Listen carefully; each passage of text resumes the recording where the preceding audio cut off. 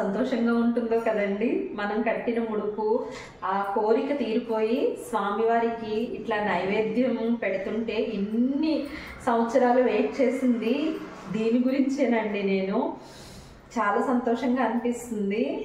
ప్రతిసారి కూడా మనం ముడుపు కట్టిన తర్వాత సంకష్టహర చతుర్థి రోజున ఉపవాసం ఉన్నా లేకపోయినా ఖచ్చితంగా ముడుపుని స్వామివారి దగ్గర పెట్టి ఒక్కసారి ధూపం దీపం అన్ని చూపించాలండి.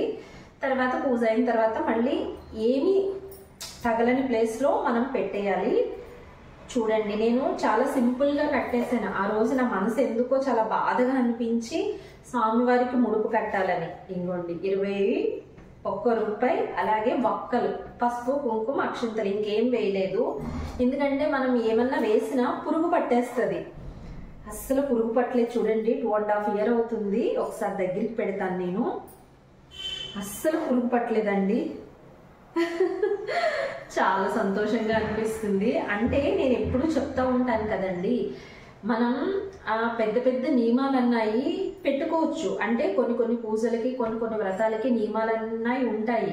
కానీ మనం చేయాలనుకున్నప్పుడు ఒక్కొక్కసారి అవి మనకి అందుబాటులో లేనప్పుడు వాటి గురించి బాధపడే కన్నా మనకి ఏవైతే అందుబాటులో ఉన్నాయో వాటితో కూడా పూజ చేసి స్వామివారి అనుగ్రహం పొందొచ్చండి.